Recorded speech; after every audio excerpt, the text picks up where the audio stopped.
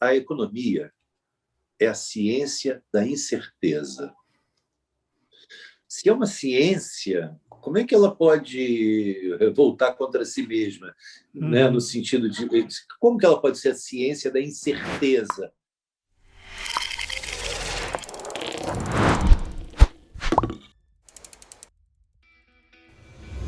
Estamos começando mais um InJobcast, o podcast das profissões. Eu sou o Leonardo, aqui do meu lado tem o Jesse, e hoje nós vamos conversar com um convidado muito especial. Hoje é o nosso primeiro podcast com convidado. Esse convidado é uma pessoa muito especial que a gente trouxe. Ele é economista, ele é professor do Instituto FGV e uma pessoa que a gente tem um carinho enorme. A gente quer conhecer um pouco da história dele e trazer um pouco mais para vocês também. É o Mauro Rochlin. Tudo bem, Mauro? Tudo bem, prazer estar com vocês. Realmente, maior satisfação. Parabéns pela iniciativa. Obrigado. Minha pronúncia está correta? É Rochlin? Isso, Rochlin, perfeito. Eu não faria melhor. Bom, só gostaria de lembrar que esse projeto e esse podcast é um projeto independente e todas as opiniões citadas ou comentadas aqui são única e exclusivamente dos nossos idealizadores, dos nossos convidados, e não tem nenhuma relação com marca ou instituição. Beleza, Mauro? Queria, primeiramente, muito obrigado pelo seu convite. Estou muito empolgado com isso. A gente está bem ansioso para isso acontecer. Um primeiro podcast com um convidado. Esse projeto que nasceu pra gente, assim, de uma ideia simples, e hoje a gente está caminhando para tornar isso realidade. A gente espera que isso ganhe grandes frutos. A gente faz pelo prazer de fazer, né? Que a gente gosta muito e, cara, estar em contato e fazer um networking com pessoas importantes, conhecer um pouco mais sobre as profissões, eu acho que é sempre fantástico. Então, é algo que a gente sempre carregou entre nós, eu e o Jess nos conhecemos há muito tempo, e a gente sempre carregou essa curiosidade em saber mais sobre diversos assuntos, e hoje a gente tem a oportunidade de trazer convidados e compartilhar para as pessoas também, né? Exatamente. Professor, de novo, a gente agradece muito essa oportunidade. E vamos lá, né? Acho que a gente gostaria de primeiro conhecer um pouquinho da história do professor, né? Se o professor pudesse compartilhar aí, enfim, toda a parte teórica de educação, o que o professor aprendeu, onde o professor se desenvolveu. Acho que seria interessante a gente começar por essa parte. Com certeza. Então, ok, vamos lá. Se há curiosidade sobre isso, mas, claro, vou alertar em primeiro lugar que a história que eu vou contar é uma história muito pessoal e ela não é exemplo de nada para ninguém, né? Ainda que eu assim, seja uma pessoa realizada na minha profissão, tenho prazer de fazer o que eu faço, eu recomendo que as pessoas façam isso. Tenham prazer no que estão fazendo, mas cada um sabe, enfim, sabe de si. Vamos lá, deixa eu apresentar um pouquinho da minha história e mais adiante, imagino eu, a gente pode falar de que possibilidades um economista teria em termos de mercado de trabalho, em termos de área de atuação, né? De que maneira ele poderia se posicionar no mercado. Minha história é a seguinte, eu fui estudar economia por uma paixão mesmo. Eu gostava muito, me interessava muito no assunto ainda, claro, com 17 anos, foi quando eu fiz a escolha para entrar na faculdade de economia. Eu entrei com 18 anos, com 17 eu fiz o vestibular, e eu já tinha uma curiosidade muito grande de acompanhar o noticiário econômico, né? Eu já fazia isso, o que acho que é uma exceção. Hoje, um jovem de 17 anos, não sei, me parece que seguir o noticiário econômico é um tanto excêntrico, digamos assim. Mas, enfim, eu tinha essa curiosidade, né? E eu fui estudar economia e com uma certa com paixão por isso. Mas acontece que, ao mesmo tempo, logo no início da faculdade, me surgiu a oportunidade de montar um negócio. Surgiu a oportunidade de montar uma fábrica de roupas, uma fabriqueta. Na verdade, inicialmente foi um investimento relativamente pequeno. Eu me lembro que a gente contratou alguma coisa de não mais do que meia dúzia de pessoas e começamos desse tamanho a quase que brincar de fazer, de produzir roupa e de vender roupa. E, ao mesmo tempo, eu fazia faculdade de economia, estudando na Universidade Federal do Rio de Janeiro. Então, eu costumava dizer que eu dava um expediente de manhã na faculdade, e à tarde eu dava um expediente nessa fábrica que a gente tinha. E o tempo todo da minha carreira ela foi muito marcada por essa dualidade, né? Eu assim sempre busquei assim alimentar uma carreira acadêmica, mas sempre tive um pé também assim na iniciativa privada. Então essa fábrica cresceu muito, ganhou outra dimensão para ela e para mim, né, na minha vida, e eu passei a ser um empresário, na verdade, atuando no setor têxtil. Isso você já tinha que idade, professor? Na verdade, eu comecei muito cedo. Eu comecei com 19 anos. Realmente bem novo. E não tinha nem terminado a faculdade ainda, Exatamente. Eu estava fazendo faculdade. Então, como eu disse, de manhã eu ia à faculdade, à tarde eu ia para essa fábrica. E essa fábrica, em relativamente pouco tempo, ela ganhou outra dimensão e me propiciou trabalhar com outros setores, inclusive. Então, passei a atuar também trabalhando no setor de comunicações. Eu fui sócio de uma agência de publicidade no Rio de Janeiro. E, enfim, uma série de desdobramentos desse negócio, né? Lojas de varejo,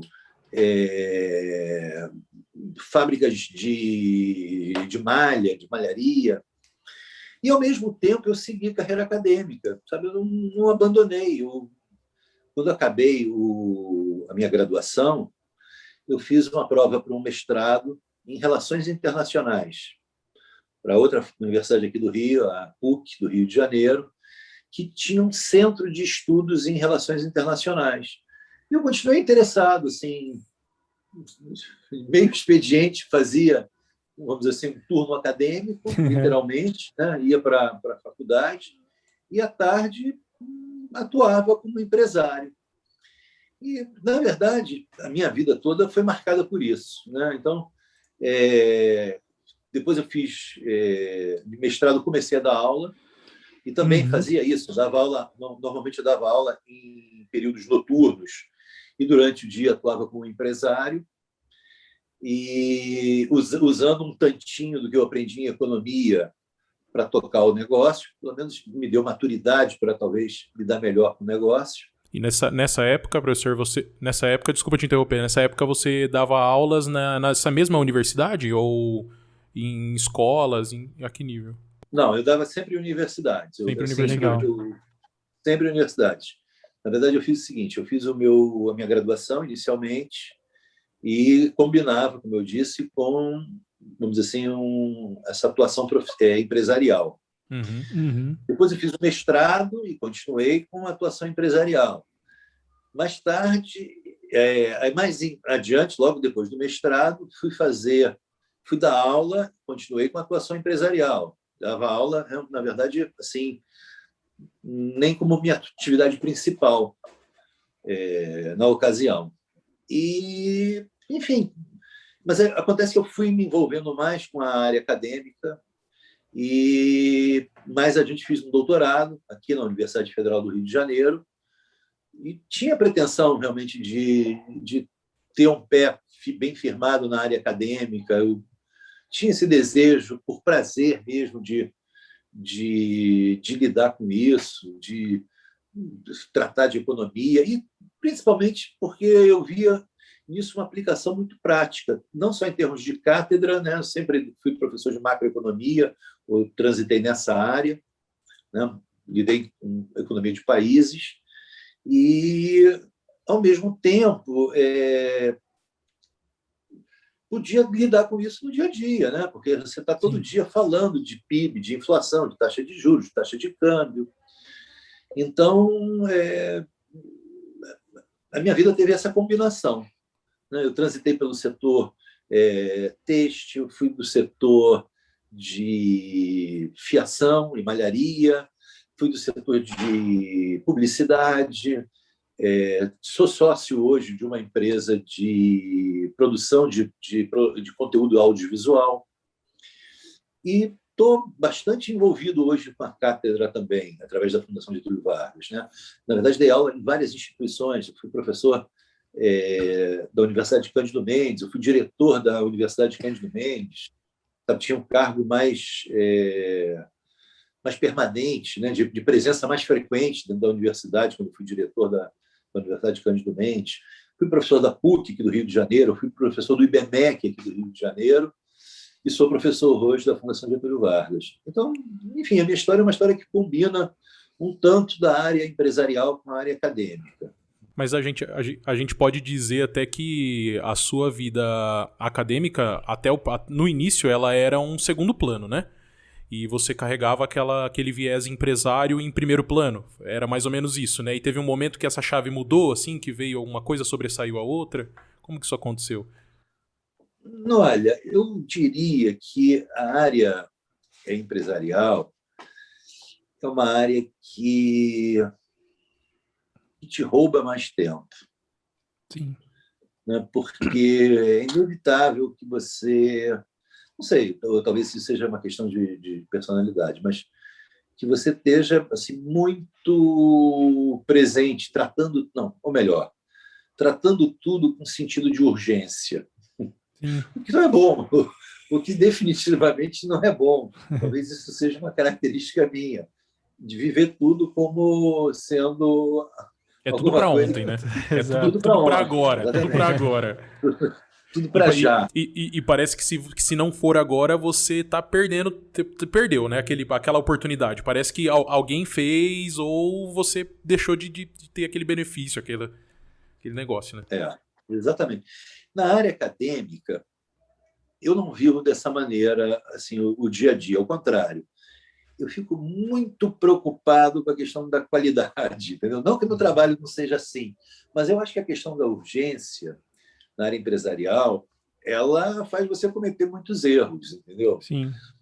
Aquele empresário que passa o dia todo falando sim, não, sim, não, sim, não, né? Porque as pessoas vão a você pedindo o tempo todo, bom, o que eu faço? Para que direção eu tomo? Qual é a melhor estratégia? E você passa o dia dizendo sim, não, direita, esquerda, cima, baixo. Né? E na área acadêmica, as coisas têm que ser muito bem pensadas, muito bem avaliadas. Muita coisa você vai deixar no papel, né? Tudo você vai deixar no papel, vai deixar, se não for no papel, em sala de aula, e agora gravado, cada vez mais gravado. Exatamente. Então, tem que ser uma coisa que tem que ser muito bem pensada, sabe? Tem que ser uma coisa que você vai dizer que tem alguma importância também, senão não vale a pena.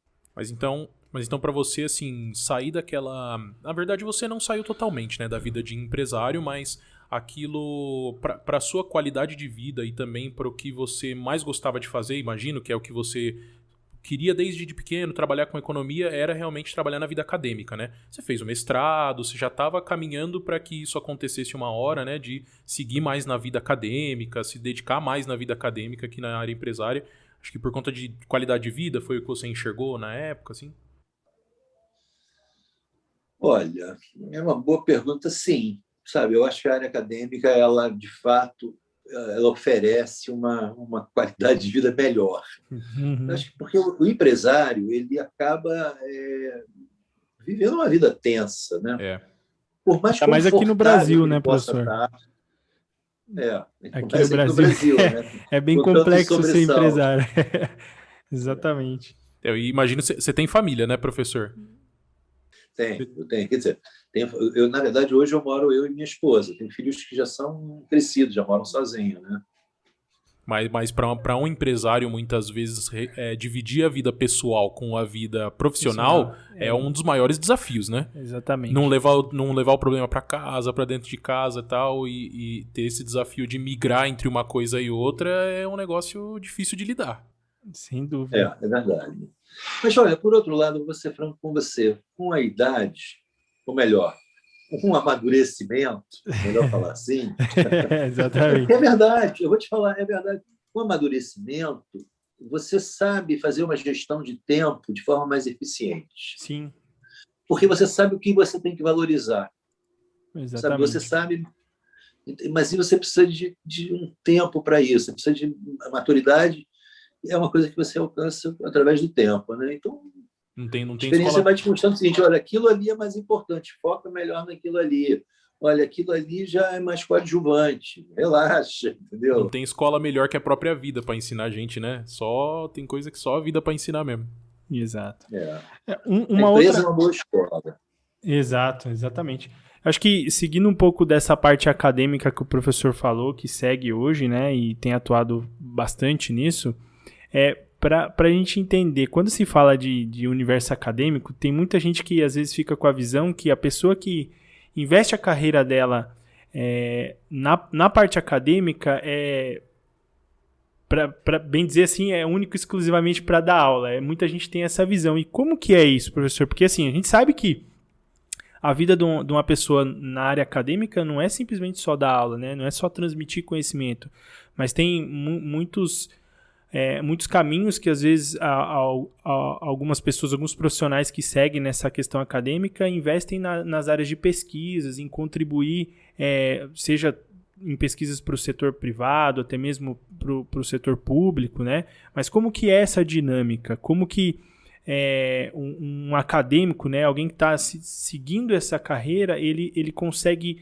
definir isso, né? Se ele segue só para uma parte mais de vou transmitir conhecimento e ser um professor, ou vou investir em compartilhar e pensando numa colaboração que eu diria assim um pouco mais para a sociedade. Não que o professor não contribua para a sociedade, mas a ideia é assim, quando a gente fala de pesquisa, a gente vê muito sobre pesquisadores econômicos, que é o que está às vezes na mídia, de fazer as análises de mercado, as projeções, enfim. E isso contribui muito tanto para as empresas quanto para os governos ter um norte do que seguir com seus planejamentos e as suas execuções. Né? Como que o acadêmico ele define ou ele não sei se ele opta por isso, mas como que ele trata essa condição? Bom, vamos lá. Falando sobre carreira acadêmica, você definiu bem. No final, digamos assim, você tem dois grandes campos que você pode se dedicar. Primeiro, aliás, e esses dois campos têm uma interseção muito grande. Primeiro é a área de ensino, né? Você pode se dedicar exclusivamente ao ensino, não fazer nada de pesquisa. E você pode fazer muita pesquisa, e até pode fazer pesquisa demais, e em termos comparativos, até se dedicar pouco ao ensino. Eu me dedico hoje, quer dizer, fora o meu trabalho empresarial, meu trabalho acadêmico é um trabalho de ensino. Eu não participo de pesquisa.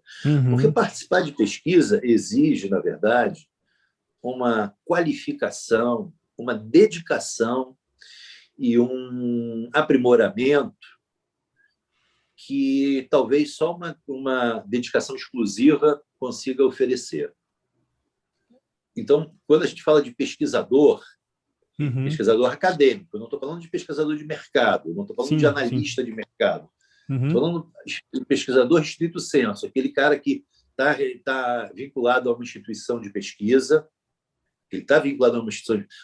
A linha de pesquisa que ele trabalha é uma linha de pesquisa institucional, não é alguma coisa do tipo, o camarada resolve assim, eu resolvi pesquisar sobre a economia brasileira da segunda metade do século XVI, eu quero falar sobre o ciclo da cana-de-açúcar, entendeu? Não é assim. Quando a gente fala de fazer pesquisa, é assim, vem cá, tem uma instituição que é aquela que você está vinculado, que o pesquisador está vinculado, tem vinculação funcional, empregatícia. Esse pesquisador ele vai trabalhar dentro de uma linha de pesquisa que uma instituição dentro daquela instituição, um instituto dentro daquela instituição tem. Então, por exemplo, na Universidade Federal tem o Instituto de Economia. O Instituto de Economia tem as suas linhas de pesquisa. Nas suas linhas de pesquisa, uma pode ser, por exemplo, economia regional. E dentro aí você pode desenvolver diferentes projetos de pesquisa dentro dessa linha de pesquisa, economia regional, ou uma outra linha de pesquisa. Enfim, isso é fazer pesquisa acadêmica. Isso aqui é fazer pesquisa acadêmica. Só para que o público entenda. Quando se fala de pesquisa, não é uma coisa assim etérea, assim, de alguém que, sabe, ficou muito inspirado e resolveu fazer uma pesquisa. A pessoa não acordou do dia para a noite e fala, não, vou pesquisar alguma coisa agora. Tive uma luz, né? Antes de dormir eu pensei, veio um sonho. Exatamente. Tive uma ótima ideia, eu fui dormir, tive uma ótima ideia essa noite, amanhã eu vou começar uma pesquisa. Não é assim, né? E você precisa, óbvio, isso tudo, você pode achar que é uma camisa de força, pode até ser, mas, por outro lado, ela permite que exista uma certa meritocracia naqueles que vão ter à sua disposição verbas públicas, que vão ter à sua disposição suporte, equipamentos, pessoal, colegas, entendeu? Então, as pessoas precisam estar qualificadas para serem pesquisadores. Enfim, então, estou falando assim, de quem vai fazer área acadêmica, saiba que, em termos assim, de carreira, no final da carreira, no final, não pode dizer, porque você não atinge isso quando se torna um idoso, sei lá. Com 30 anos, tem muito doutor de economia com 30 anos de idade, menos até. Né? E fazendo trabalhos respeitáveis, muito respeitáveis. Né? Enfim, então estou dizendo assim, a área acadêmica é isso. Pode fazer... pode dar aula, em universidade particular? Pode dar aula em universidade particular? Pode. E mesmo através de universidade particular, pode acessar financiamento de pesquisa, isso tudo é possível. Agora, claro, instituição de ensino tem que ter alguma relação com a área de pesquisa. Ou você pode trabalhar, na verdade, fora da área acadêmica. Fora da área acadêmica, você tem duas possibilidades, setor público e setor privado. Setor público, como é que funciona? Depende da empresa, né? Existem empresas, e depende do órgão. Você pode estar falando de uma empresa estatal, Petrobras, Eletrobras, que, aliás, vai ser privatizada, Banco Central, alguma coisa do tipo. Ou você pode estar falando de um ministério, Ministério da Economia, Ministério da Saúde, enfim. Isso é que se chama setor público hoje. Você tem tanto as estatais como os órgãos de Estado, vamos chamar assim.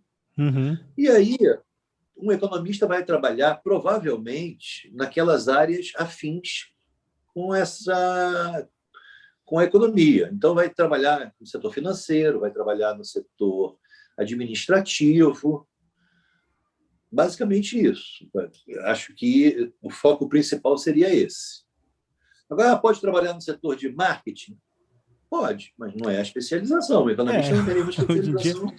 Hoje em dia é bem dinâmico, né? Mas sim, faz sentido. Mas eu acho que ainda se valoriza um tanto a especialização, vocês não acham? Sim, não, com certeza. Professor, eu ia te fazer uma pergunta, que é o seguinte, na área acadêmica, um professor de economia, que é o que você faz, ele vai atuar explicando para as pessoas, né, como funcionam os processos econômicos, como funciona, por exemplo, os pilares macroeconômicos de uma economia, exatamente quais são os índices, como funciona aquela... Porque eu penso a economia como se fosse um ser vivo, sabe? Algo que vai se moldando, vai crescendo, vai se desenvolvendo. Agora, na indústria privada ou no setor público, quando você trabalha com um economista dentro de uma empresa, ele vai ter que prever alguns cenários, alguma coisa para estudar algumas manobras que aquela empresa vai fazer, pensando no desenvolvimento, no crescimento da empresa, na lucratividade. Como que é o dia a dia tanto de um economista dentro de um setor privado, dentro de uma empresa ou de um setor público, quanto um economista que é professor, que está na área acadêmica? Como que é o dia a dia? O que diferencia? Quais são as coisas que você tem que se desenvolver? Como que é a atuação desse profissional nessas duas áreas? Bom, na área acadêmica, quem está dedicado a ensino, basicamente dá aula, prepara a aula, corrige prova. Que é a parte chata, né? Corrigir prova é a parte chata do professor, né? Isso é unanimidade entre os professores. Tem o ônus e o bônus. Você perguntar qual é o que você menos gosta na sua profissão, É Eu vou lá, corrigir corrigir uma prova. prova. Corrige prova. Mais ou menos, quer dizer, Ainda mais uma prova de economia, né? Porque, assim, eu sou engenheiro, então as minhas provas pro professor eram um pouco mais fácil, né? Chegava no resultado, deu o resultado que eu pedi, não deu, já erra. Agora, quando você pega um aluno de economia que escreveu um texto descrevendo, sei lá, o cenário macroeconômico brasileiro de 50 linhas que você tem que ler pra corrigir uma prova, não deve ser muito legal, não, né? pois é, e você tem que comentar, não é só certo e errado. É. Não é botar errado. X não é igual a 5, X é igual a 8. Não é isso. Sabe? Você tem que fazer. Porra, você está julgando o texto do cara. Você está julgando o texto. Você tem que ser muito criterioso, você tem que ter muito cuidadoso também, né? Criterioso e cuidadoso. Então, porra, é chato corrigir prova. Mas, enfim, então tem essa área de ensino. Então, a rotina é essa: aula, preparação de aula, correção de prova. Basicamente isso. E tem a parte de pesquisa. Quem faz pesquisa faz o quê? Normalmente, quem faz pesquisa também dá aula, né? As coisas estão associadas. Dificilmente você vê um pesquisador que não dá aula. Agora, acontece, você vê professor que não faz pesquisa. Isso você vê. Agora, o pesquisador, o que ele faz? Pesquisa. Lê muito, tem que consultar, lê artigos acadêmicos, tenta ler o que está na fronteira da ciência, idealmente, né? Se possível, né? Lê e produz, ou seja, publica. Escreve. É isso. A vida é essa. Desculpa, participa de congresso. Entendeu? Então, na verdade, uma vida de um pesquisador é uma boa vida, assim, no sentido de que o cara dá aula. Para quem gosta, poxa, Sim. Um prato feito, né?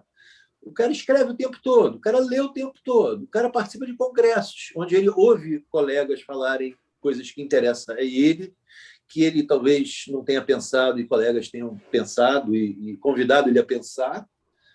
Então, caramba, e aqueles pesquisadores mais bem-sucedidos têm uma vida confortável, entendeu? Ninguém fica milionário sendo pesquisador acadêmico. Aliás, não, minto, até fica, não fica. Aliás, falei besteira, você vê. Nos Estados Unidos, mesmo na Europa, você tem alguns pesquisadores que viram best-sellers. Esses sim, pesquisador, isso não é incomum. Isso não é incomum, pesquisa.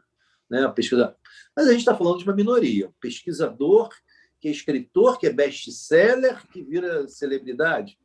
Aí não é, acho que o nosso é bem público difícil acontecer. Não está mirando, quer dizer, não sei se alguns estão mirando, mas eu acho que a maioria do público não está mirando em virar uma celebridade mundial. Está pensando, talvez, numa coisa mais pé no chão, né? Sim, claro. Não, mas hoje as pessoas pensam em economia, desenvolver economia para tentar mudar o Brasil, né? O brasileiro tá nessa onda agora. Eu vou aprender sobre economia para mudar o Brasil, porque todo mundo hoje tem uma opinião muito forte, muito crítica quanto ao governo, né? E eu acho isso extremamente positivo, inclusive, que as pessoas virem questionadores para procurar entender, né? Isso é muito legal. E eu queria estender até me fazer uma pergunta. Você, como uma pessoa que estudou muito economia durante sua vida, já lecionou bastante, vendo a estrutura macroeconômica de uma nação, ao exemplo do Brasil, não te dá uma vontade de, às vezes, estar um pouco por trás ali para poder tentar direcionar algumas coisas que você vê que não estão sendo feitas corretas, algumas coisas que você acredita que não seja o certo economicamente para o país? Você, como depois de toda essa vida como empresário, como professor, você não tem uma ambição, muitas vezes, de tentar mudar um pouco isso? Como que... Olha, deixa eu ser franco. Eu acho que a economia é a ciência da incerteza. A frase tem uma contradição intrínseca, porque se é uma ciência, como é que ela pode voltar contra si mesma? Né? No sentido de como que ela pode ser a ciência da incerteza? Porque a ideia de ser ciência é a ideia de que você pode prever, você pode observar, ver a repetição e poder prever. Né? Isso é ciência. Então, agora, eu estou falando a ciência da incerteza? Porra. Então, eu reconheço que a gente está lidando com uma ciência social, que a incerteza é muito grande, né? A incerteza é a marca dessa área do conhecimento, E eu vejo que os meus colegas, mesmo aqueles que vão ser autoridade monetária, que vão usufruir de cargos públicos, vão estar assim, em posições de fato de decisão, eles também carregam dúvidas, meus amigos. Entendeu? Eu acho que aqueles que carregam certezas absolutas, esses são os perigosos, porque e daí eu vou te dizer o seguinte: a minha assim vontade de participar, de intervir, ela é mediada por esse reconhecimento da dificuldade de se mudar tudo, de se mudar tudo rapidamente. Não que não se deva tentar, não que não se deva ter uma postura a favor da mudança, né, do que a gente precisa de melhor. Mas eu reconheço que as coisas são muito complexas, entendeu? Não são muito simples, não. Então, eu não tenho assim uma ambição de dizer assim, na minha mão as coisas se resolveriam. Até porque mexer com o governo é uma coisa complexa, né? Porque você lida com situações regionais, né? Ainda mais um território como o nosso, né? Que foi o exemplo dado do Brasil. O Brasil é um país muito grande, né? Então você tem condições regionais específicas, né? Para você conseguir compilar tudo isso e fazer uma condição geral para todo mundo, às vezes não se aplica, né? Até mesmo em economia, porque é muito difícil administrar essa questão. Mas é isso, eu acho que o grande desafio, principalmente que eu vejo, por exemplo, da parte da economia, é você, num país, de certa forma, que eu vejo que é muito instável como o nosso, é conseguir ter maior previsibilidade e uma previsibilidade mais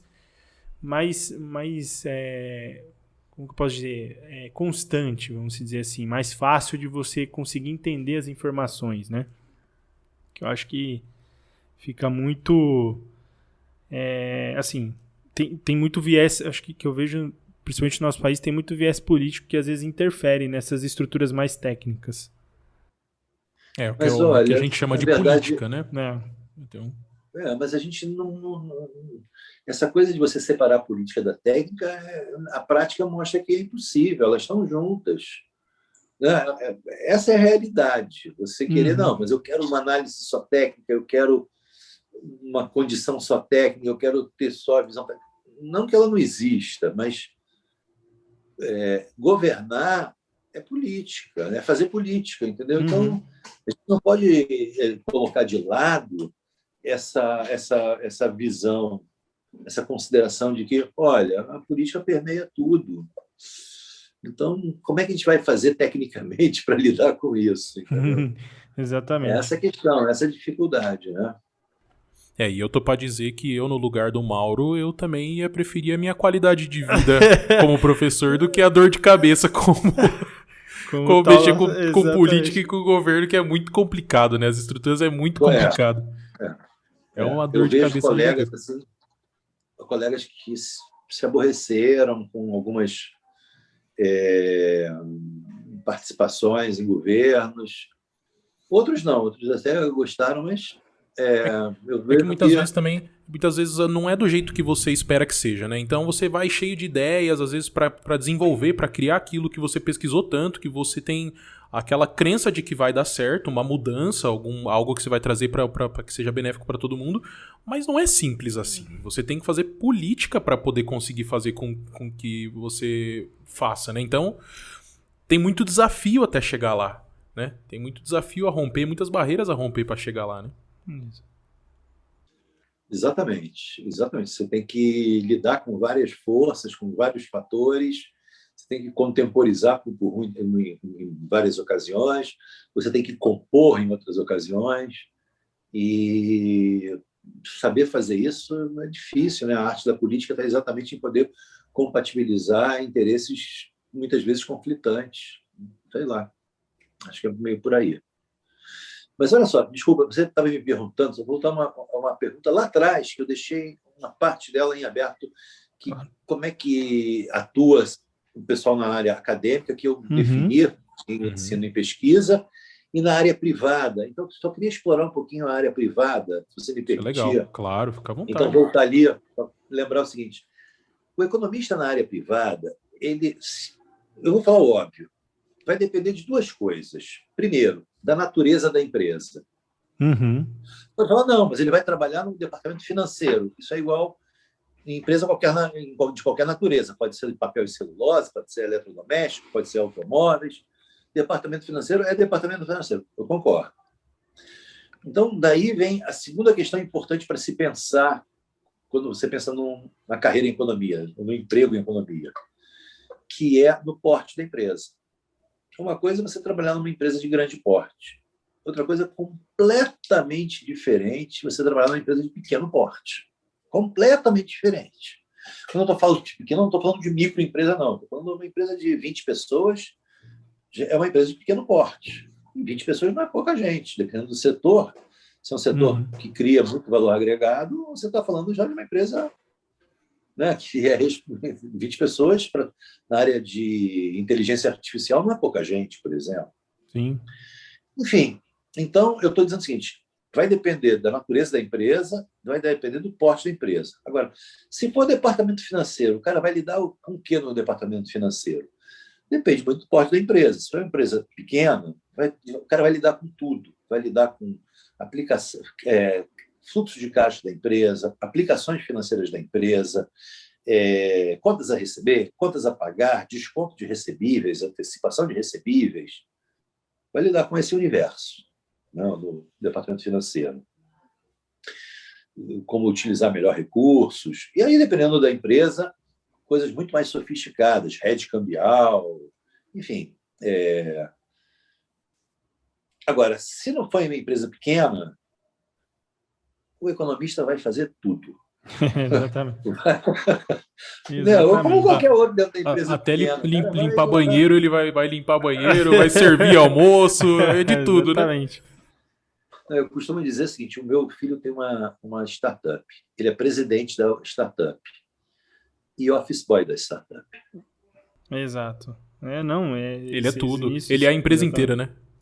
Exatamente. Não tem... Então, numa pequena empresa, besteira eu falar, o economista numa empresa pequena vai cuidar do fluxo de caixa da empresa. Não vai fazer só isso. A empresa pequena, isso em 10 minutos ele faz, uma empresa pequena. Então, ninguém vai ser contratado para trabalhar 10 minutos na empresa. Sim. Na empresa grande é diferente. Na empresa grande ele pode. Já tem toda uma estrutura, né? O economista pode atuar, inclusive, na parte estratégica e no planejamento econômico da empresa, né? Em como fazer, igual o professor relacionou, na parte de previsão de investimentos da empresa, de curto, médio e longo prazo, enfim, para ela ter o controle ali, não só de gerar receita do produto que ela comercializa, né? Produto ou serviço que ela comercializa, mas utilizar essa receita que ela arrecada e fazer mais receita com isso, né? Então, essa é a estratégia da parte financeira da empresa.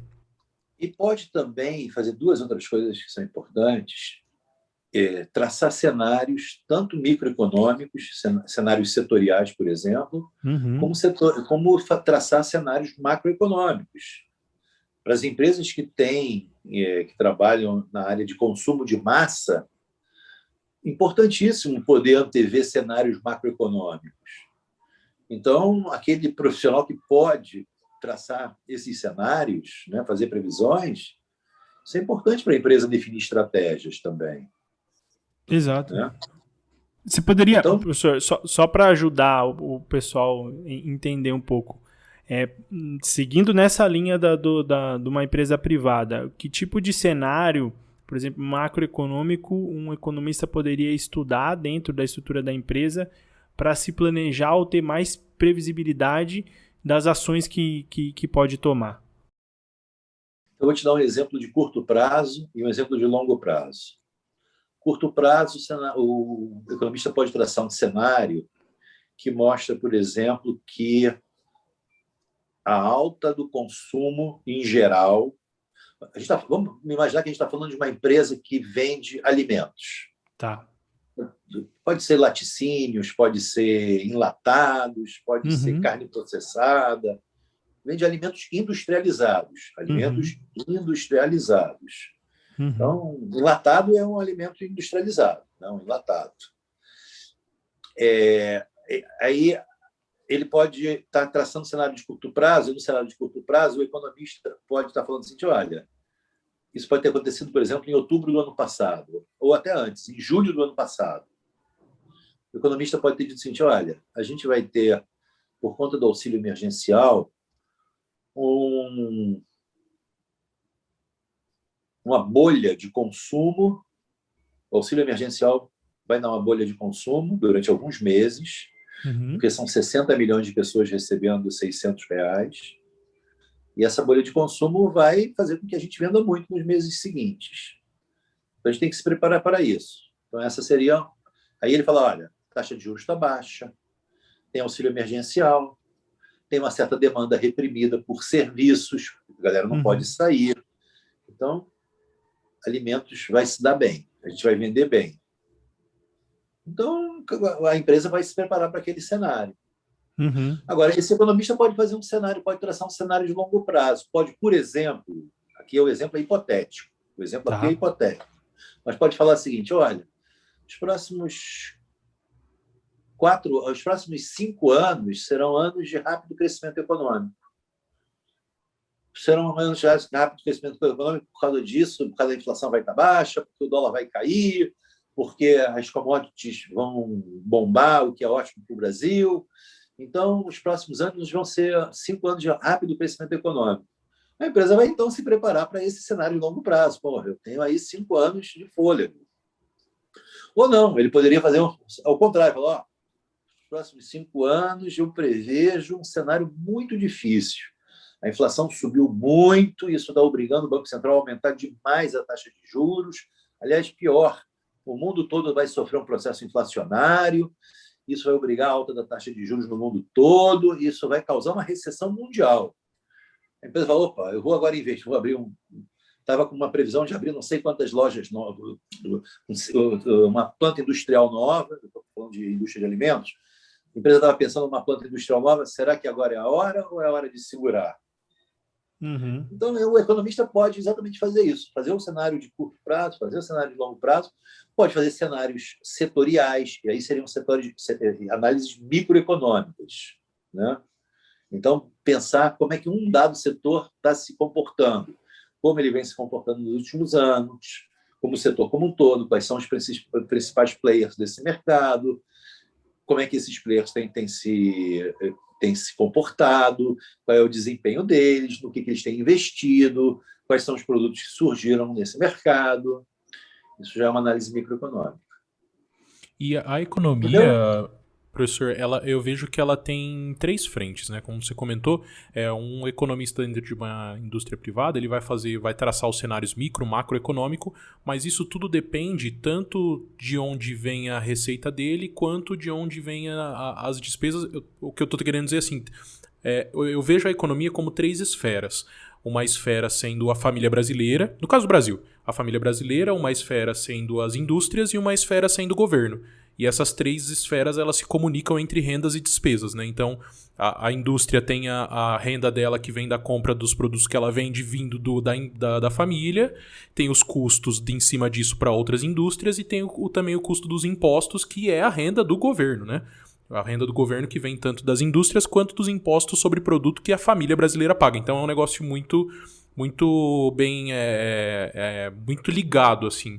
Então, o papel de um economista, me corrija se eu estiver errado, ele tem que tentar traçar os cenários que ele enxerga como previsíveis tanto para a relação dessas 3 esferas, né? Então, por exemplo, dentro de uma indústria, você vai olhar como o consumo reflete na sua empresa, como o consumo reflete no governo, então como a família brasileira reflete no governo, como a família brasileira reflete no consumo da sua empresa, e através disso traçar, né, qual que é a linha que você acha adequada para poder manter o crescimento da empresa.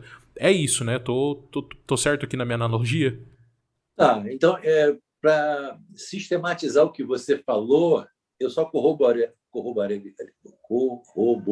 dizendo o seguinte: você tem que ver um sistema onde interagem famílias, empresas e governo. Uhum. Economia é isso, é um sistema onde interage famílias, empresas, governo. Se você quiser tornar ele um pouco mais complexo, e setor externo. Isso que é a economia trata da dinâmica de relacionamento entre esses agentes econômicos. A economia trata disso. Quando a gente fala da economia no âmbito controle econômico, que é mais um papel do governo, né, controlar como que essa economia vai acontecer, claro que ele depende da indústria e da família para poder fazer com que isso aconteça, a gente tem 3 pilares macroeconômicos no Brasil, né, que é o monetário, fiscal e cambial. São esses, né? Monetário, fiscal e cambial. E esses 3 pilares macroeconômicos, eles administram tanto as partes internas quanto externas, como taxa de juros, controlando taxa de juros, controlando preço, valorização de moeda, esse tipo de coisa. Assim, já entrando um pouco mais técnico na pergunta, mas eu estava muito curioso para fazer, eu vejo que alguns países têm formas diferentes de controlar a economia. Então, hoje o Brasil tem 4 pilares macroeconômicos, 3 pilares macroeconômicos, que são esses 3, para poder controlar. Alguns outros países têm outras formas diferentes de manter uma economia. Se eu não me engano, acho que, por exemplo, a China ela tem um 4º pilar macroeconômico que é voltado para a indústria, né? Para a industrialização de produtos, esse tipo de coisa. Assim, vocês me corrijam se eu estiver errado. Estou tirando aqui do que eu conheço. Então, a minha pergunta é como que os governos podem ter diferentes formas de governar um país e qual que você acha que seria uma forma mais adequada para ter um controle econômico bem feito para uma nação? Só fazendo um complemento no questionamento que o Léo fez, eu acho que diferente do setor privado, né, professor, que basicamente o economista ele é um estrategista que visa otimizar os recursos da empresa e, obviamente, gerar mais receita, né? Agora, seguindo um pouco para a parte pública, que ele mencionou de governos, acho que a diferença um pouco, acho que mais básica de um governo é que não pode pensar só na geração de receita, porque não significa que um governo que está arrecadando bastante, ele está fazendo bem essa distribuição, né, para as pessoas, principalmente no aspecto social, porque é um país que levanta muito dinheiro, vamos dizer assim, nem sempre quer dizer que aquele país economicamente e socialmente está bem evoluído, né? Que o próprio caso do nosso país é assim, a gente até que é um país que gera bastante receita, mas a distribuição que é feita é um pouquinho desbalanceada, vamos dizer assim. E seguindo só o que ele comentou da parte do 4º pilar, que ele acha que seria essa parte industrial, de evoluir esse pilar econômico-industrial, eu queria só fazer um gancho aí, talvez voltando um pouquinho na história, que eu acho que isso foi desenvolvido na época principalmente da ditadura, né? Lá atrás, quando a gente entrou, o pessoal não gosta de falar ditadura militar, fala que é regime, enfim, mas teve a questão do milagre econômico, que foi uma época, se eu não estou enganado, mas o Estado investiu bastante na industrialização, né? Estava forçando bastante, acho que acredito, tentando desenvolver esse 4º pilar. Aí, junto nessa linha de raciocínio, o que eu queria assim, também saber do professor, assim, uma análise técnica, o que poderia ter sido feito, né, o que justifica essa questão do milagre econômico, que o Brasil aí acho que teve o pico em 72 ou em 73, que cresceu 14% o PIB, desenvolvendo principalmente a indústria, o porquê que esse trabalho não poderia ter sido continuado, ou se houve um equívoco nesse trabalho, né, que fez com que ele não desse essa devida importância que necessita hoje. Ixi, agora você encheu o professor de pergunta e ele vai ficar uns 40 minutos falando ali. Acho que eu me alonguei muito, mas não sei se deu para entender muito, professor, que eu só queria conectar um pouco os pontos da pergunta dele. Bom, vamos lá. Eu tenho que traçar um pouquinho um quadro histórico aí, um histórico de economia brasileira para a gente entender, senão vai ficar meio descontextualizado o que eu vou comentar. Tá. Então, se vocês me permitirem... Claro. Deixa eu dizer para vocês o seguinte, há todo um debate dentro da academia, isso não é no Brasil, isso é no mundo todo há muitos anos, entre os chamados liberais, de um lado, e os chamados keynesianos, de outro lado. Ou os neoliberais, de um lado, e os desenvolvimentistas do outro lado. Assim é que são conhecidos esses dois lados. Neoliberais contra desenvolvimentistas. E há uma polêmica em torno de qual o melhor papel que o Estado tem a desempenhar na economia. Qual o tamanho ideal, o que ele deve fazer, como ele deve fazer, o quanto ele deve fazer. Tem um grande debate em torno disso.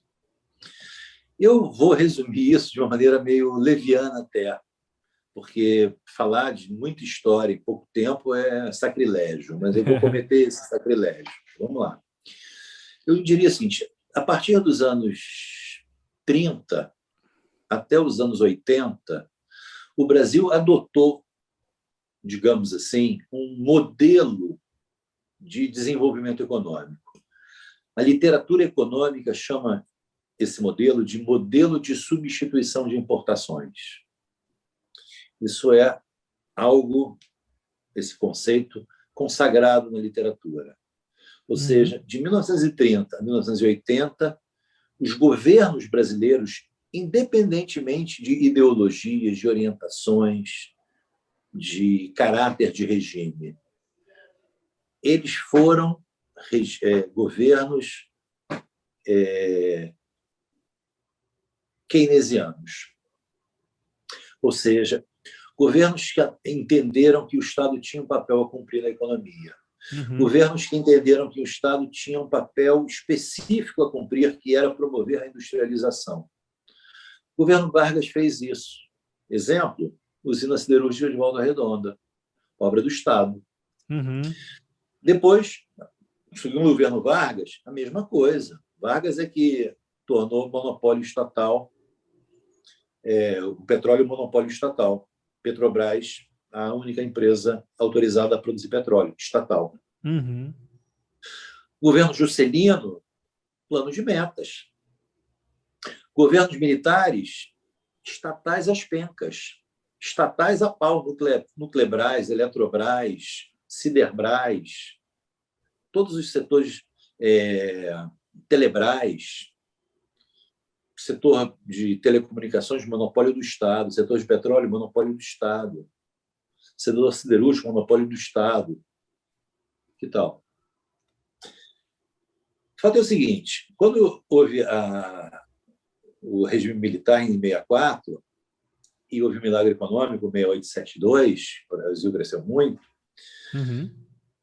esse período de crescimento ele foi seguido por a crise do petróleo, em 73, e a continuidade desse modelo, que deu com burros na água no início da década de 80.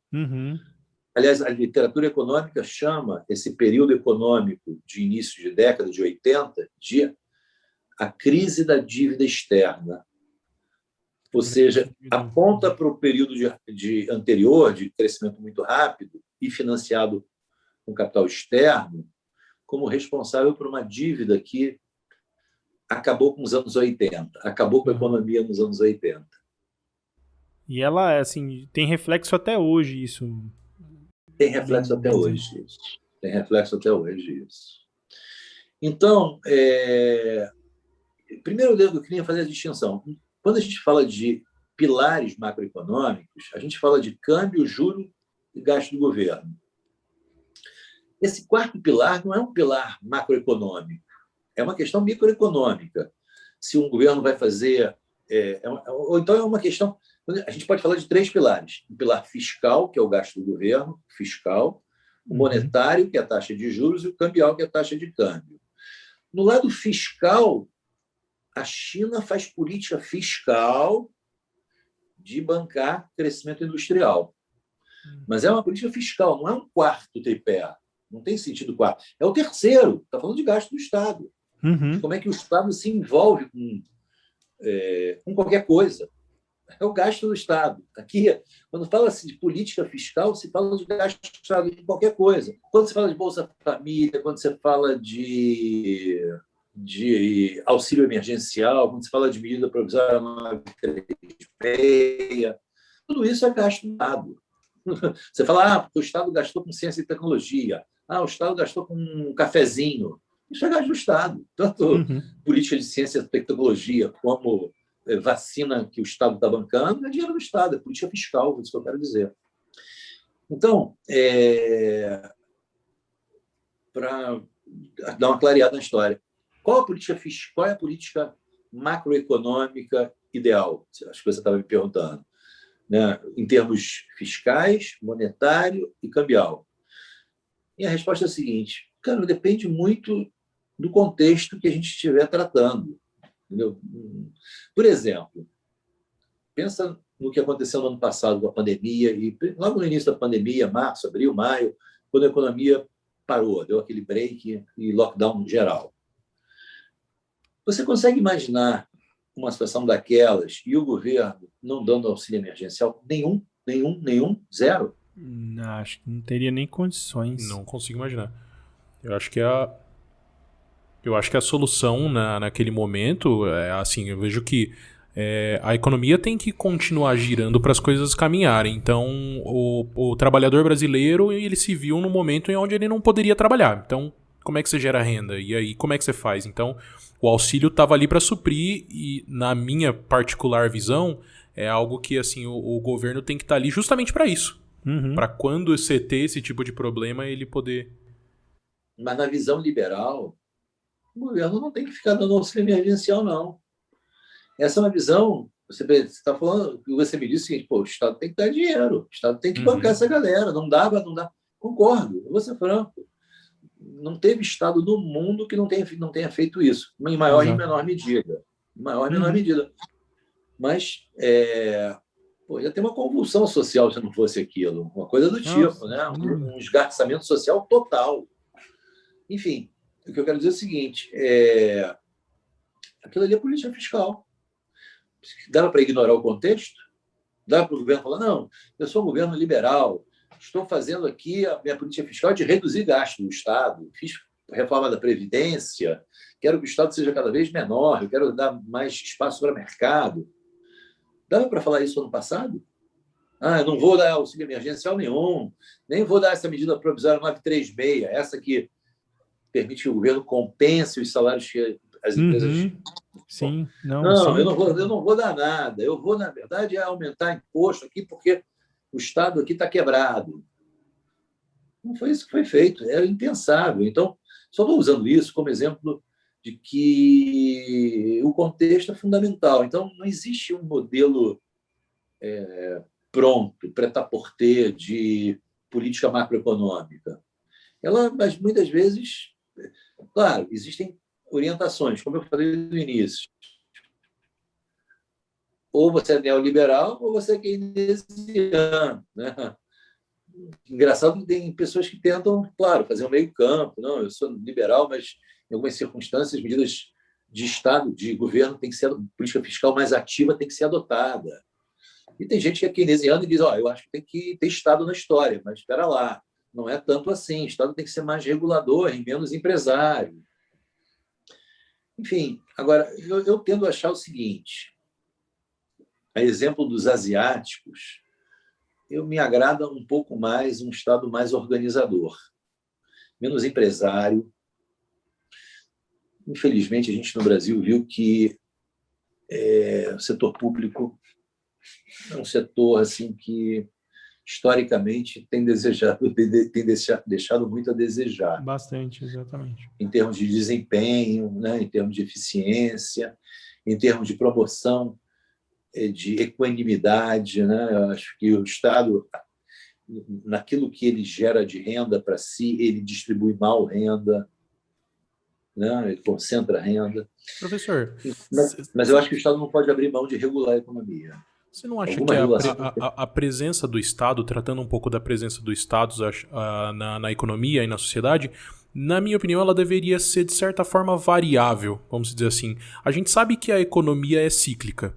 Então ela vai ter os seus altos e baixos, ela vai ter momentos de crise, ela vai ter momentos de muita alta. A minha visão é que o Estado, quando a economia está bombando, que as coisas estão boas, as empresas estão vendendo muito, o pessoal o consumo está alto, a inflação está baixa e tal, o Estado vai meio que tirando um pouco a presença dele daquilo e deixando as coisas fluírem. A economia está indo bem, está tudo indo muito bem. Agora, num momento de crise, eu acho que o Estado ele tem que estar... nesse momento onde está bombando, ele tem que estar se preparando para a crise. Então, fazendo uma reserva financeira, porque aquele momento de crise ele vai chegar e a pessoa que vai tirar a sociedade do buraco é o Estado, onde ele vai pegar aquele dinheiro que ele acumulou e reservou no período de grande alta para poder resgatar a economia do país no momento em que ele estiver numa crise muito baixa. Eu tenho essa visão, que ele tem que estar muito presente no pior momento e mais ausente no melhor momento, fazendo as suas reservas. Mas, olha, deixa eu te falar que as coisas são mais complexas um pouco pelo seguinte. Você falou que o governo deveria, o Estado deveria ser poupador na hora da bonança e teria que ser gastador na hora das vacas magras. Aí que está. O problema em economia é que a gente lida com o que a gente chama de trade-off. É um dilema entre uma escolha e uma renúncia correspondente. Em outras palavras, se você diz assim, olha, na bonança o Estado tem que ser poupador, eu vou te falar o seguinte, Estado poupador é um Estado que joga contra o crescimento. Entendi. E aí? Uhum. Então o Estado tem que gastar. Não, mas aí, vamos dizer que, quer dizer, se isso acontecesse, o que não é fácil, porque o Estado, quando se torna poupador, ele começa a marcar gol contra. Ele começa a jogar contra o crescimento. O Estado, para se tornar poupador, é um Estado que vai passar a jogar contra o nível de atividade econômica. Então, enquanto ele estiver reduzindo a sua participação, ele está jogando contra o crescimento. Então, e quando tem queda do PIB, o Estado tem que gastar. Vai falar, olha, o problema é que quando o PIB está caindo, é exatamente quando o Estado tem mais dificuldade de gastar. E ele tem que gastar nessa hora? Uhum. Então, idealmente ele teria. Então, enfim, eu vejo que a economia é cercada de incertezas e complexidades. Sim. Esse é o problema. Esse é o grande problema. Então, eu vejo que as pessoas perguntam assim para os economistas, mas qual é a solução? O que a gente vai ter que fazer? Qual é o caminho? Onde está a virtude? E existem, acho que, 2 tipos de economistas. Aqueles que vão dar respostas e esses, acho que vão estar falando de alguma coisa muito efêmera. E aqueles que vão dizer isso que eu estou dizendo para vocês, olha, é um pouco de você reconhecer que o conhecimento é escasso, é estreito e com muito cuidado, entendeu? Fazer as coisas sabendo que podem não dar certo, entendeu? Não que a gente não possa ter algumas convicções, digamos assim, mas como eu já vi o ministro da Economia morder a língua, Sem dúvida. Poxa, Guedes mesmo, lembra que o Guedes, há uns 2 anos atrás, falava que se o dólar chegar a 5, a gente vai ter feito muita besteira para isso acontecer. Exato, lembra disso? Exatamente. Chegou quase a 6, entendeu? E aí? Mas não deixa, seguindo nessa linha que o professor falou, não deixa de ser um trade-off mesmo, porque o Brasil também, principalmente o agronegócio no Brasil, que é muito forte, o dólar, por exemplo, essa condição cambial está desfavorável para a gente que enxerga assim de fora, para eles é um bom negócio, para quem exporta, né? Maravilhoso. Então, as empresas para quem investe bem, né? Para quem investe no Brasil, né? Tá barato, né? Exatamente. O Brasil tá de graça. Exatamente. E acho que o que eu vejo... estrangeiro, o Brasil tá de graça hoje. Exato. O dólar a 5,80, o Brasil tava de graça. Exatamente. Para quem vai investir. Tá de graça.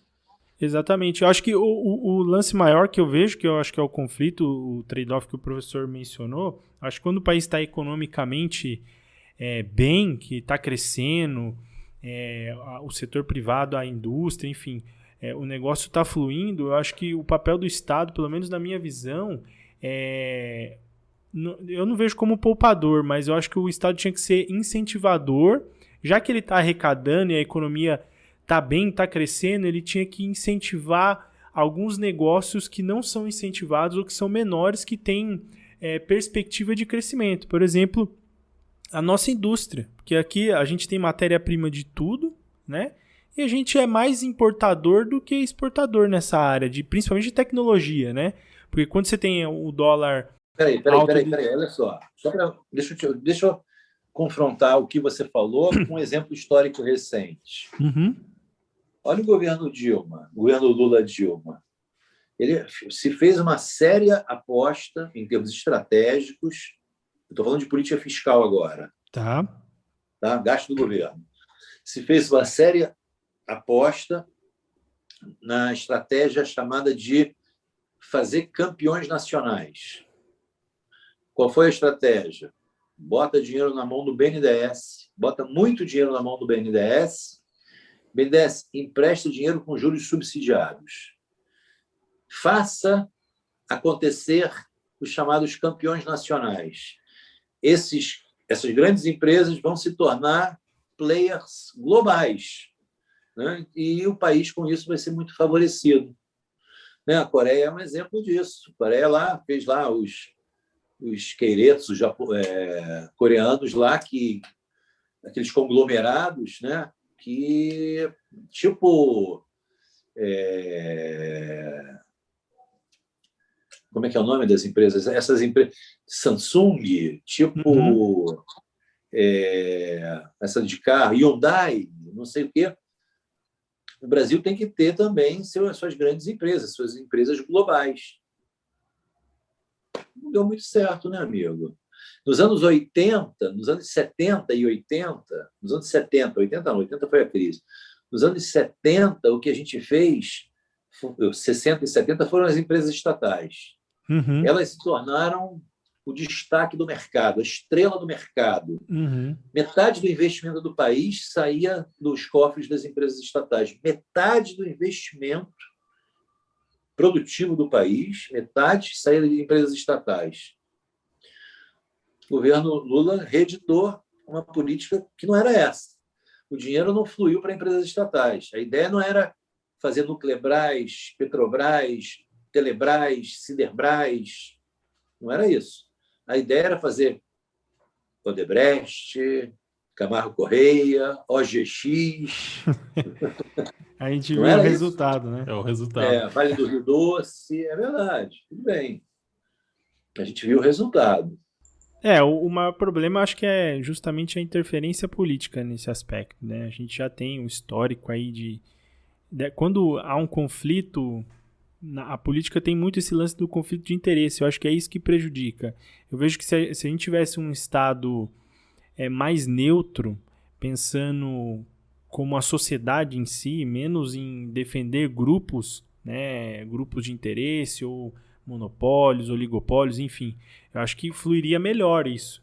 Porque, sei lá, eu acho que, por exemplo, um exemplo que eu vejo que eu acho bastante interessante, quando a gente fala de estatal, tudo bem que é uma outra estrutura de governo, é um país extremamente menor que o nosso, né, de território, mas a Noruega, por exemplo, ela tem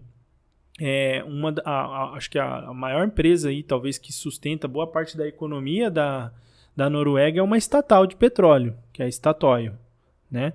E ela que sustenta boa parte da economia. E eles conseguem, acho que de certa forma, tirar um pouco essa influência da política e fazer muito mais esse jogo no sentido de incentivar certos setores que dependem aí, talvez, porque eu vi outro dia uma pesquisa deles falando que eles sabem que o ciclo do petróleo e o petróleo uma hora vai acabar, né? E eles precisam desenvolver outros tipos de tecnologia, outros tipos de arrecadação para continuar sustentando a economia de lá. E aí o papel do Estado que eu vejo lá, eles estão tentando desestimular alguns consumos que as pessoas de lá têm, principalmente com carros movidos a combustível fóssil, enfim, essas coisas, e estão incentivando as pessoas, ou seja, eles estão fazendo um trabalho de cultura para as pessoas pensando na prosperidade lá na frente. Eu acho que o maior problema que eu vejo também no nosso caso é isso, são coisas momentâneas, porque o brasileiro é muito de pensar as coisas para ontem, ninguém pensa, não faz uma projeção, né, que é justamente essa análise que o economista faz, né, essa previsão lá na frente, o que você tem que tomar de decisão ou de conjunto de decisões e ações que permite que você prospere lá, né? Então eu vejo, acho que a maior dificuldade que a gente tem é justamente mais essa questão sempre de conflito de interesse nosso aqui. Agora, você tocou num ponto interessante, né? Porque eu estava exatamente falando da ineficiência do Estado brasileiro, e você trouxe um contra-exemplo, que é o caso lá da State Oil, né? Que agora ela se chama agora Equinox. Equinox, isso mesmo. Então, a empresa, ela é uma empresa estatal. Eles dizem que é uma empresa pública, não é uma empresa estatal. E a gestão da empresa é terceirizada. Exatamente. Então, não existe indicação política na gestão da empresa. Uhum. Né? Mas aí, vamos combinar o seguinte, a Noruega... Caiu a câmera. Alô? Voltou. Não, voltou? Espera aí, só um minutinho, eu estou aqui com um problema de... Mas olha só, eu estava dizendo o seguinte, no caso da empresa norueguesa, aliás, da Noruega, eu estava querendo combinar com vocês que a Noruega fica em outro planeta. Sim. Dizer que a Noruega fica no planeta Terra é um exagero. Exato, eles têm então, outra... Então, olha só, só de curiosidade, na Noruega, se eu não estou enganado, a renda per capita é de $80 mil. Acho que deve ser em torno disso mesmo, acho que é. 80 mil. Caramba, cara. Eu fiquei e penso assim, uma família de 4 pessoas, pai, mãe, 2 filhos, 4 pessoas, tem renda média de $320 mil por ano. Multiplica isso por 5,30. Nossa. Então, a gente está falando de quê? A gente está falando de 1 milhão e 600, 1 milhão e 600. A gente está falando de 120 mil, 130 mil por mês, não é isso? Mais ou menos, exatamente. E na Noruega, né? Só de curiosidade, na Noruega, quando falar de renda média, está todo mundo pertinho da média. Sim. Não é que um ganha 1 zilhão e o outro morre de fome. Exato. A média é uma média que é a moda no sentido estatístico, né? Está todo mundo ali próximo à média. Uhum. Então, tudo lá funciona. Lá uma renda dessa eu ia tomar uísque todo mês. Eu só ia comer picanha. Mas, enfim, realmente eu não sei dizer o quanto que o sistema econômico ele condena a empresa estatal ou o quanto que isso tem um tanto de brasileiro, né? De raiz, eu acho de característica local, entendeu? Eu não sei mesmo. Eu não sei analisar isso. Eu acho que é muito mais, principalmente o viés político. Eu acho que é o que mais, talvez, gere esse desconforto e gere esses problemas que a gente tem aqui. Você pode ver que a maioria dos escândalos que o professor estava mencionando da época aí dos incentivos do governo do PT, né, Lula, Dilma, enfim, o escândalo da própria Petrobras, você vai ver as pessoas que foram enquadradas principalmente no escândalo da Lava Jato lá, eram indicações políticas. Você não tinha pessoas, por exemplo, de carreira lá dentro, que investe, que cresce dentro da Petrobras, enfim, que ajuda a Petrobras a ser o que ela é hoje, né, a representatividade que ela tem até no mundo. Mas o que eu vejo é assim, essa interferência política que prejudica, às vezes, a questão até mesmo econômica do nosso país. Nasce do conflito de interesse, né? Exatamente. Isso está presente, mas a Equinox resolveu isso, né? Exato. Você vê, olha só de curiosidade, eu sou realmente um fã da Noruega. Você que trouxe o assunto, eu vou abusar pela admiração realmente que eu tenho da economia e da gestão econômica dos noruegueses, desculpa, né? Os nórdicos, de uma maneira geral. Eles lá têm um chamado fundo soberano, quer dizer, essa empresa ela gera receitas para o governo, e vocês sabem o que o governo faz com essas receitas, com esse excesso de arrecadação que eles têm? Eles mantêm um fundo de investimentos. Eles têm como objetivo, é um fundo que eles chamam de um fundo intrageracional. O objetivo do fundo é simplesmente transferir renda para gerações futuras. Eu estou falando de um fundo de aplicações financeiras. Eu não estou falando de um legado cultural, eu não estou falando de um bem intangível, não. Eu estou falando de dinheiro, money, entendeu? Eles estão em um fundo cujo objetivo é transferir renda para futuras gerações, é preservar aqueles valores para que eles sejam usados por futuras gerações. Eu vou deixar para os meus netos isso. Isso é realmente, né? Realmente a Noruega não vive aqui no nosso planeta. Não é esse planeta, é outro planeta. Exatamente. Né? Então, assim, mas é o que eu vejo, professor, é um negócio que dá para ser feito, né?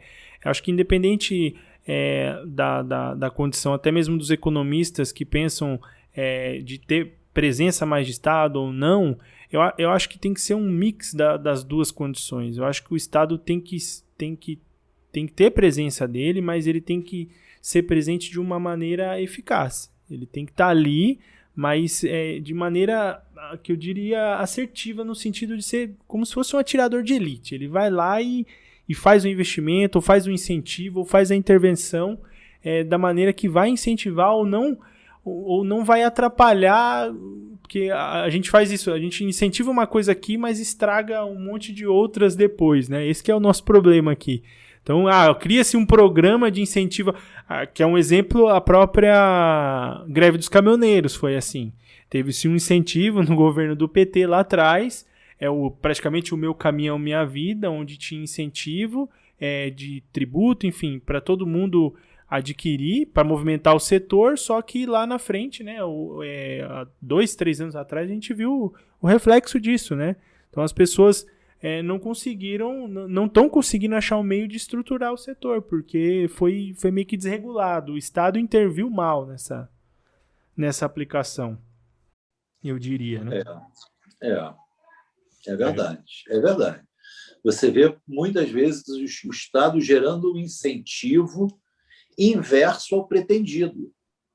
Né? O Estado intervém para supostamente promover eficiência e o que ele está fazendo é incentivando a ineficiência. Exato. Né? Justamente pela questão de conflito de interesse que lá no fundo a gente vai ver que sempre tem. Bom, nosso tempo está acabando. Eu queria agradecer muito ao Mauro pela presença. Mauro, obrigado por bater esse papo com a gente, estar disposto a trazer todo esse conhecimento seu para nós. Me abriu muitas explicações de opiniões que eu mesmo tinha, de coisas que a gente vai aprendendo com a vida. E hoje você pôde complementar muito. Eu queria agradecer muito. Esse é o nosso primeiro episódio e eu estou muito feliz. Sem dúvida nenhuma, acho que a gente tá bem contente. Acho que falar de economia, a gente ia ficar aqui umas 10 horas tranquilamente falando, que tem muito tema para ser tratado, né? Mas se Deus quiser, quando não tiver mais pandemia, não tiver mais distanciamento social, a gente possa fazer isso presencial. Exatamente, é uma vontade que a gente tem, sem dúvida nenhuma. Vocês podem contar comigo. Professor, a gente agradece demais essa oportunidade, esse incentivo do professor aí, em trazer um pouco da sua história, né? Que foi muito legal, muito bacana a gente conhecer esse lado do professor, até mesmo empresário, né, empreendedor, e essas características da nossa economia, enfim, da economia como um todo. A gente agradece muito e, obviamente, a gente deixa de novo e sempre vai deixar abertas as portas aí para quando o professor quiser voltar a conversar com a gente, tratar algum tema, a gente vai estar, assim... pode marcar, já. Exatamente, bem curioso para aprender cada vez mais. Meus amigos, então, eu só posso dizer o seguinte, vocês podem contar comigo, sabe? Foi realmente um prazer estar com vocês, foi uma deliciosa conversa, na verdade, né? Espero que aqui o público que vai nos ouvir tenha a mesma opinião, mas foi um prazer realmente desfrutar da companhia de vocês e poder falar com vocês sobre um pouquinho da minha experiência e só tenho a agradecer. Muito obrigado. E para você que fica aí nas redes sociais, nos ouvindo nas plataformas, digitais. Deixe seu comentário para nós, traga mais ideias, deixa o que você achou. Se tiver alguma pergunta para o Mauro, deixa nos comentários. Para você que está no YouTube, no Spotify, traga as novas ideias. Procure a gente nas redes sociais, que a gente está sempre aberto para receber outros convidados. E não deixa de se inscrever no nosso canal também. Não deixa de se inscrever no nosso canal. Obrigado, pessoal. Até mais. Até mais. Tchau, tchau.